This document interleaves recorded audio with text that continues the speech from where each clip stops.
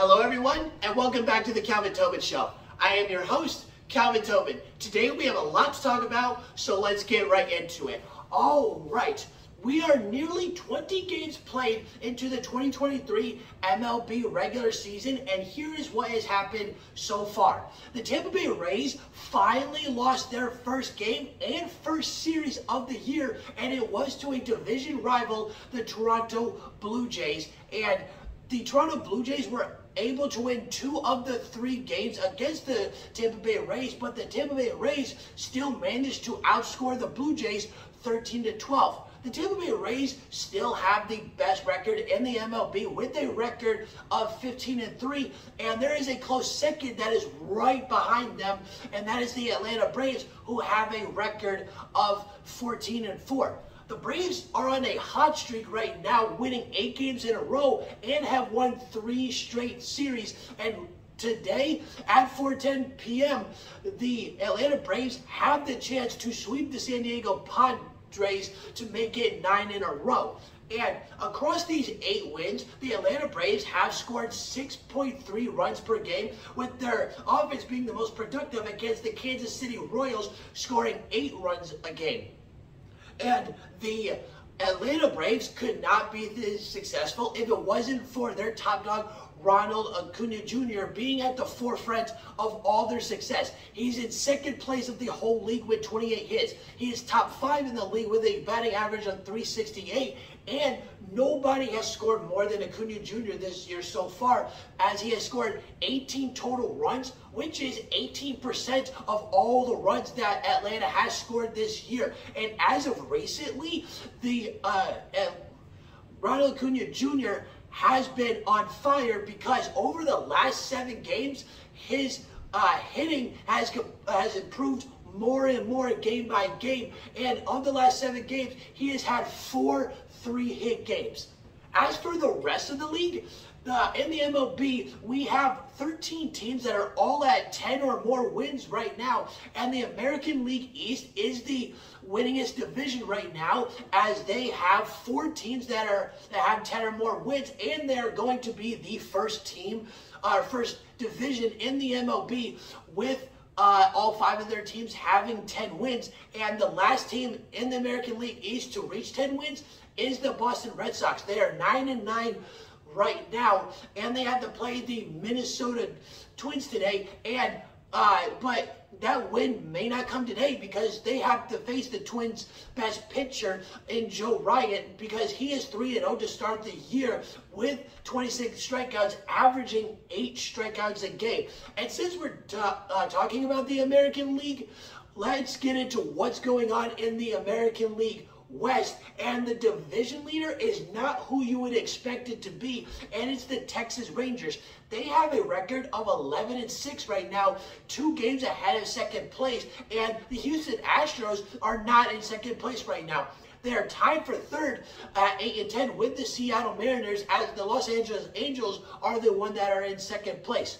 With the Texas Rangers, they're on fire right now, because they have won 7 of their last 9 games, and they are on a 3-game winning streak with a chance to sweep the Kansas City Royals today. And let's say that they do sweep the Royals today, the Texas Rangers also have a good chance to extend their winning streak from 3 to 7, because counting this last game, finishing up the series against the Kansas City Royals, their next series is going against the Oakland A's. And the reason that they have an easy shot at doing this is because the Kansas City Royals and the Oakland A's are the 2 worst teams in the MLB right now, and we're barely 20 games into the season, and they haven't even won 5 games yet.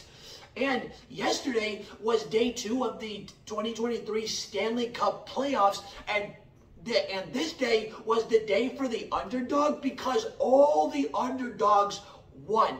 The Tampa Bay Lightning beat the Toronto Maple Leafs. The New York Rangers beat the New Jersey Devils. The Winnipeg Jets beat the Las Vegas Golden Knights. And then the Seattle Kraken beat the Colorado Avalanche. But the most productive game and the most intriguing game to watch was the Toronto Maple Leafs taking on the Tampa Bay Lightning. And the Tampa Bay Lightning completely annihilated the Maple Leafs because they beat them 7-3. And this game was so insane because 10 goals were accounted for, with Tampa Bay having most of the production.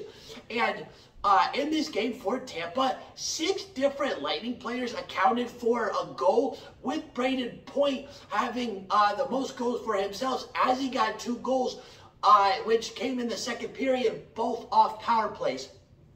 Now, how did this game go? This game started off with Tampa Bay showing no mercy right away, and Toronto did as much as they could, smacking them and bashing them and showing and trying to impose their will on Tampa, but it didn't do anything, and Tampa Bay didn't let that phase them because they were the one that were lighting the lamps as they started off the first period scoring 3 goals. Once the second period got started, this is where Toronto was able to clap back at Tampa, and they were able to score 2 of the first 5 goals that were accounted for in that second period. But Toronto was able to take charge, bringing their momentum more and more throughout the first 10 to 12 minutes of this second period, and they made it a game because it was 3-2 at one point. But as soon as the last 5 minutes came, as soon as you think that this game was a complete game and that Toronto had a potential chance to come back and possibly make this game go into overtime, the Tampa Bay Lightning said, "I don't think so," and ended up going on a 3-goal entourage to finish off the second period in the last 5 minutes. And what's really interesting is how identical they made the first 2 periods look based on how they scored. They scored 3 goals in the first and second period, and they both scored their last goals. They scored both of their last goals in the first and second period on a last-second shot. In the first period, there was 2.6 seconds left, and in the second period, there was 0.6 seconds left. So you couldn't get at last second more than what Tampa Bay did. And going into the third, this game is at the score is 6-2. So this game is completely wrapped up, and you think that Tampa would be holding back just a little bit, even though that is the playoffs, because they know that they have this game completely wrapped up, and they're going to go up 1-0 in the series to start off their playoff run. But they still kept trying to score, because Tampa scored their final goal in 7 to 8 minutes into the third period, which ended up making the score 7-2 at the time.